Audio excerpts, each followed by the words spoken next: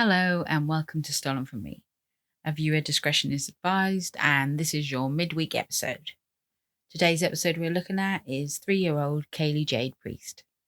Kaylee was born on the 31st of January 2017, and her mother, Nicola Priest. I'm unsure who the father is to Kaylee-Jade, but there was one man who was present in her life for most of it, and this was before anything actually happened, and he was called Dan Gregory. He was 22 years old. Now, skipping forward to July 2019, Nicola and Kaylee-Jade lived in a flat or an apartment, two-bedroom apartment in Kingshurst in Birmingham. At the time, it's believed that Nicola's then boyfriend, I do believe that might have been Dan, lived in the flat with them.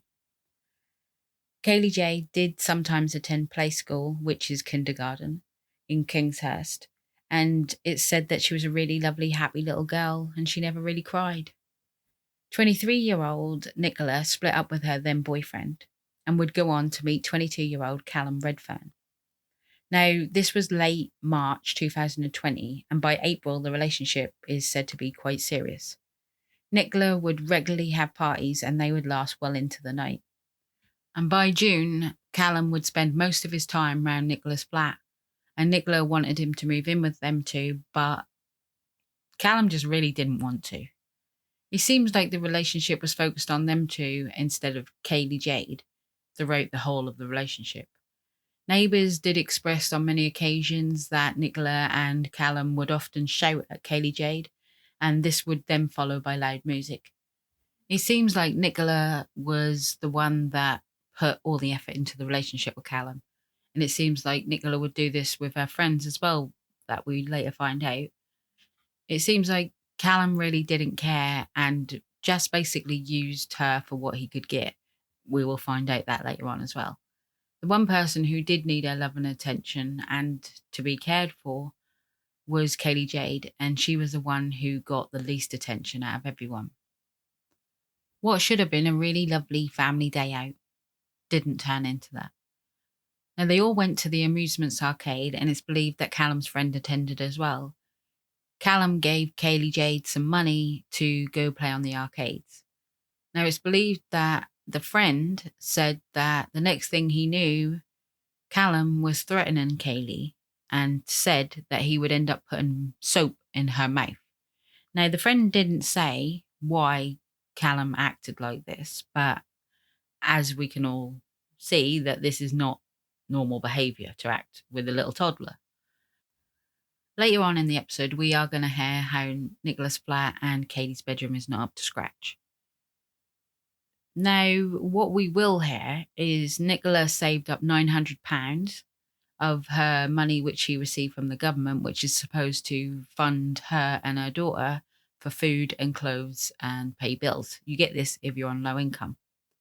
Nicola saved up £900, which is probably around $1,400. I'm not 100% sure. And she gave it to Callum, £900, for a car, for a BMW car. This was on the 14th of July. And she gave him it so she could spend more time with him as a family. He didn't have any insurance for this car, and the police would end up seizing the car and then crushing the car a week later.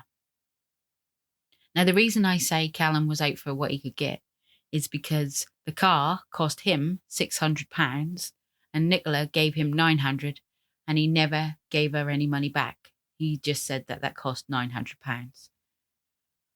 In a text message exchanged by the two on the 24th of July, Nicola told Callum that I'm going to kill her because she keeps leaving the living room or going in the kitchen. I've hit her and I will smack her because she's just shit in her nappy. Callum replied, good, give her one from me. Nicola then replied back saying, I will, babe. 3 days after that text message, Callum texted Nicola and said, I'm going to keep that little brat out of my way. Sick of your spunking daughter. Now, these are not loving people. These are really not loving people, are they? There was a friend that used to attend the flat where they all went, which is Nicola's flat. And they said that Kaylee-Jade was asleep on the floor in the doorway one time, and Nicola just left her there to sleep. She completely ignored her and didn't even put her up and tuck her into bed at all. There was another time that Kaylee was asking for food and Nicola would slap her across the head and said to her friend that she didn't have any food. Her friend then gave Kaylee some crisps, which are chips in America. Nicola was often seen slapping Kaylee-Jade across the head and referred to her as a effing brat. They said that the flat was unkept and Kaylee's room was not acceptable for a 3-year-old or a child. She had no carpet, no curtains, no light bulbs, so the lights would not work in her room. A friend said that Nicola would often slap Kaylee across the legs and then she just went on her phone and ignored her. Nicola seems to be obsessed with her phone and she would often post TikToks and other social media platforms. She was on everything basically. Nicola also showed that she had a lot of time for everybody except Kaylee-Jade. She had time for her friends to the point where her friend texted her when she was really low, and Nicola made a point of saying that she would stay up all night and do whatever she needed her to do. Now, the one thing that people need to realise is the only thing that needed to be done was she needed to take care of her daughter, which there was no interaction. On a TikTok, we will see that she was dancing with her daughter in some of her TikToks and messing around and looking like she was pretending to be a nice mum. We all know this is not true, as social media many a times do lie about how life really is, and the interaction between them was very little. There is CCTV footage that we see in this episode, and the lack of interaction between the two is apparent. Nicola and Kaylee-Jade are seen walking out of the lift, and there is no contact between the two of them. Apart from Kaylee-Jade is looking up at her mum in the lift, just staring at her. She's just looking at her like a little daughter do look at their mum. And her mum did not even look down at her once. She was too busy looking in the mirror and checking out her appearance. She did say that she was really tired and this is why she ignored her daughter, which is a terrible excuse. Now, she was seen walking out of the lift, out of the flats and down the road, and at no point does she reach out to her daughter's hand, or does she tell her to catch up, or does she give her a kiss or a cuddle? Nothing. There's no interaction at all. It's really, really sad to see. Another occasion that we're going to go to is a neighbour that was below in the flats. So Nicola's flat was above him, and she heard a bang on the floor coming from upstairs, which would have been Nicola's flat. And then a little girl was crying, and allegedly she heard Nicola say, "I'll just say she fell off the bed." The same neighbour said that she often heard Kaylee cry, and the response that she got from a parent or adult was the music was turned up to drown out the crying on many occasions. Now, there's a timeline to this episode, but it's back and forth. We're going to jump back and forth to different places, and that's the only way I could do this episode. So Nicola, on the 8th of August, updated her Snapchat saying, "Oh my God, I'm buzzing." And this was referring to Callum coming around with his friend, and he had taken a picture of a bottle of vodka, and she was buzzing that she was going to get a bottle of vodka with them too.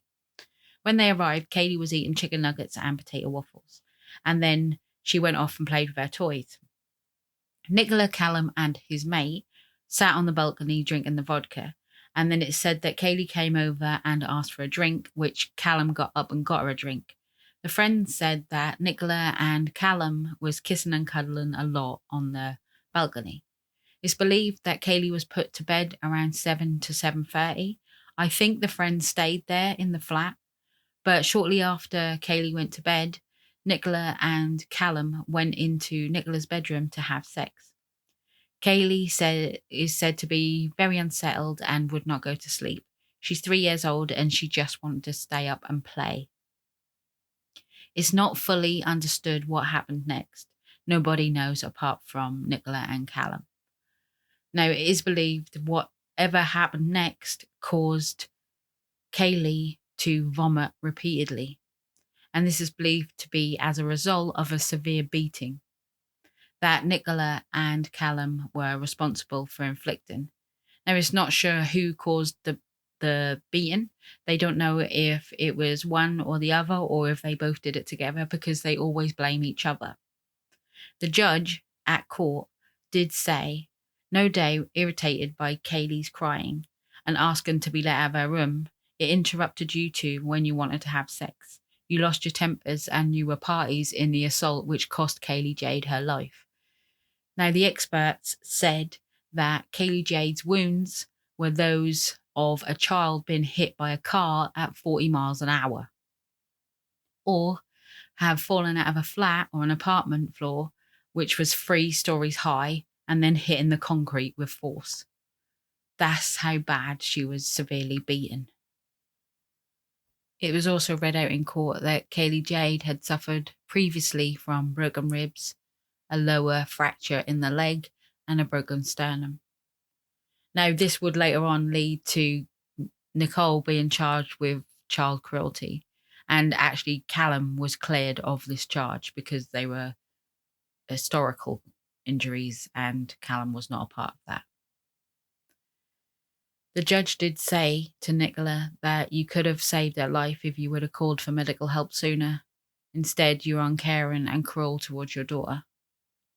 The police asked Callum how he was affected by Kaylee-Jade's death, and he told the police that it's not his child and he was not affected by it. Nicola's mother actually called social services on her and said that she was worried for her granddaughter's safety and would they look into it. I couldn't find if they chased it up or what happened, but obviously nothing really did happen because look at the outcome. Also, in court, Nicola's mother would stand up in court and give evidence against her own daughter because she wanted justice for her grandchild.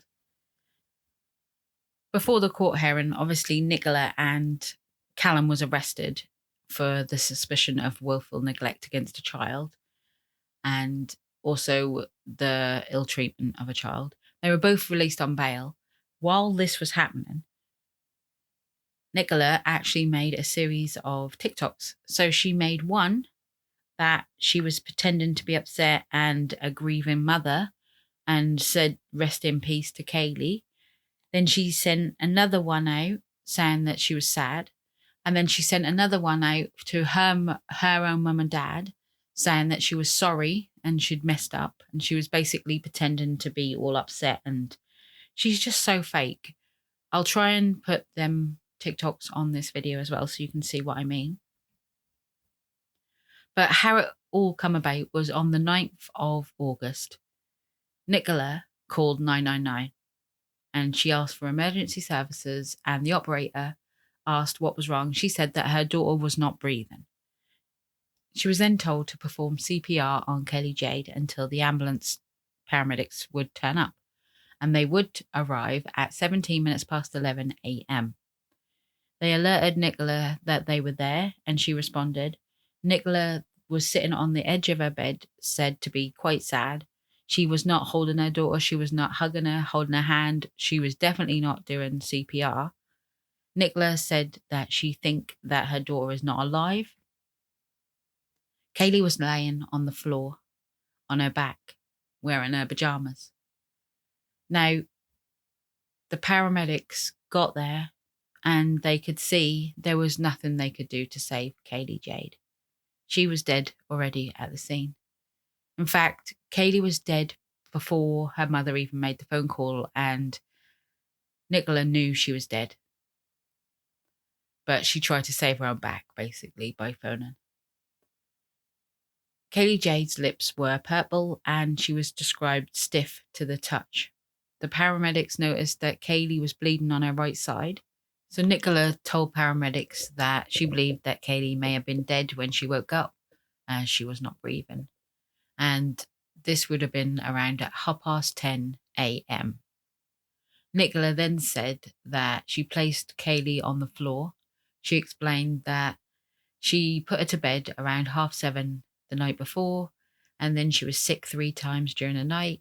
She said that she stopped checking on her at 10:30 p.m. that night, and then she let her sleep in till 10:30 a.m. the following day. She said that she'd been up sort of being sick, so she thought her daughter needed sleep, and she left her to rest.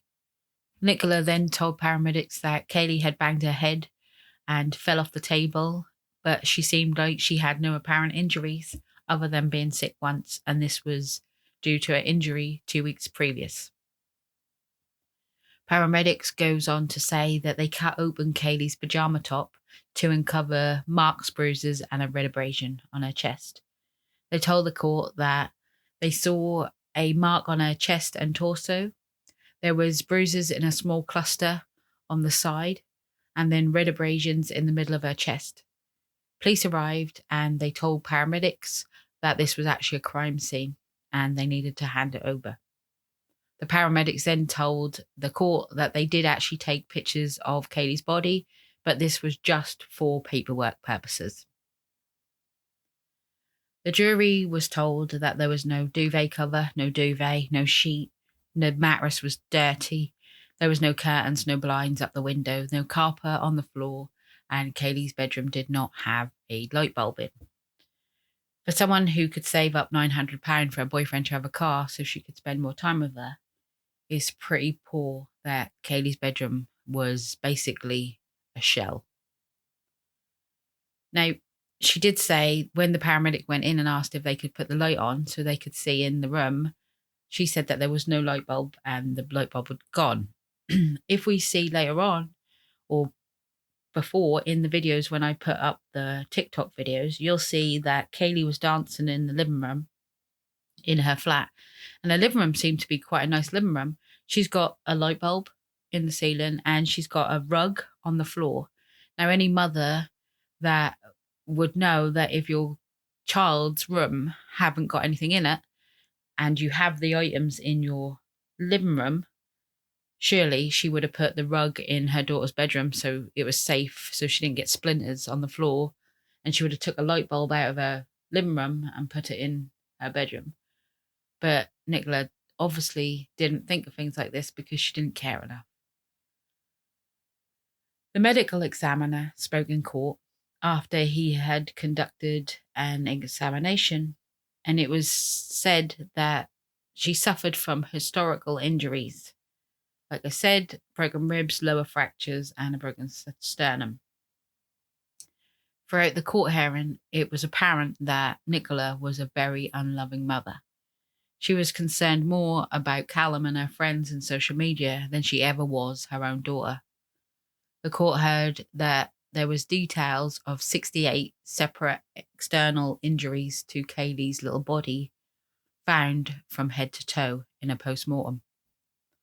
They ranged from her left side of her chest had red marks on, small red marks, large red marks. Her arms had bruises from red to blue bruising to red discoloring through blotchy blue discolored marks on her. She had scabs on her.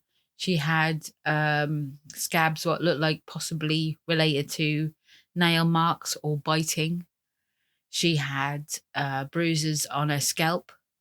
And on her left and right side, her middle of her chin was bruised. She had bruises to her chest, her back, her arms, her abdominal, and her leg, her forearms, her leg. There was separate injuries on many different locations of her body.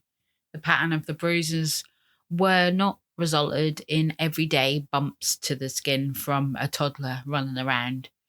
It is said that these injuries were inflicted on Kaylee by an adult. Obviously, kids do play and they do fall over and they do have bumps and bruises. It's well known, but the amount of bumps and bruises and the fingertip bruising where, you can see that it is abuse, that Kaylee had a number of these marks on her little tiny body. There was 3 separate fractures to her ribs and the bleeding that was associated to these fractures. The side of Kaylee's chest was bleeding and the puncture wound to her chest would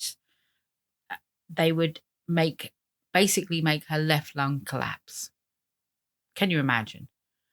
The damage to the surface of the lung was said that the air was allowed to get in, and the air could not escape, which meant the pressure would have built up. And basically, she suffered when she had died.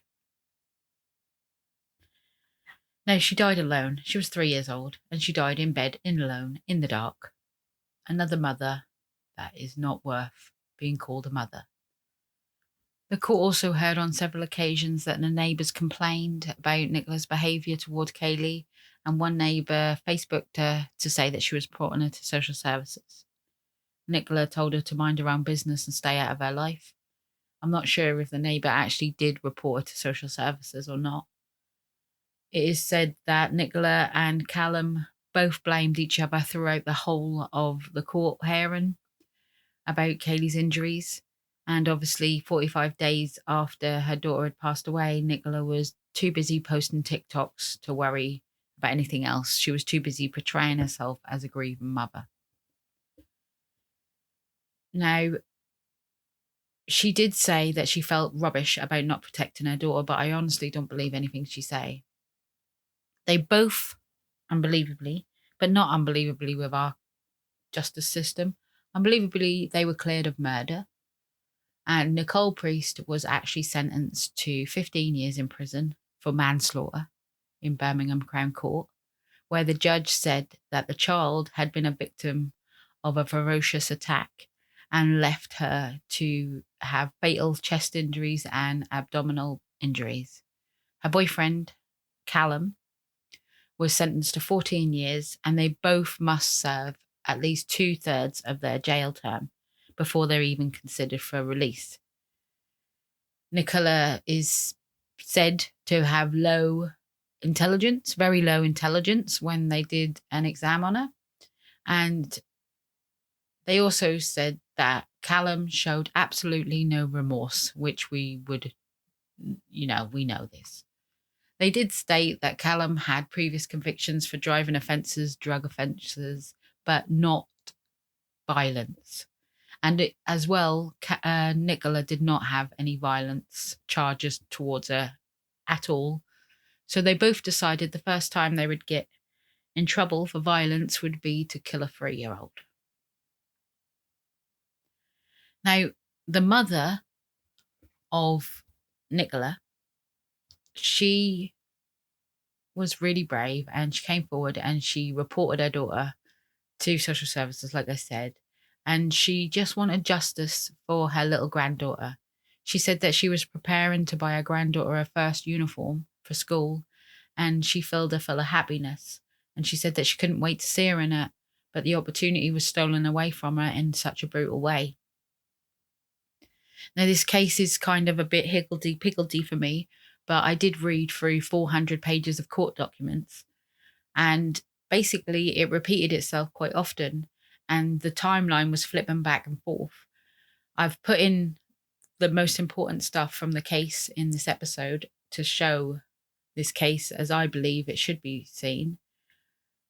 It is shown throughout the whole of the court documents that one thing is very apparent, and that is Nicola cared so much about Callum, her friends in social media, and very little about her own daughter.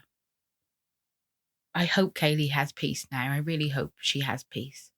Also, there was a GoFundMe page, but the grandma Debbie asked for it to be removed and taken down because they actually reached the money they needed for Kaylee's funeral. So that was nice that they actually reached that goal.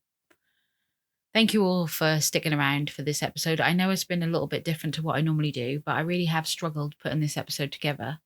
It has been an ongoing thing that I should have posted a few times before, but I never quite got there with it. I hope I did little Kaylee justice. Much love, and I will see you all Sunday. Take care, everyone.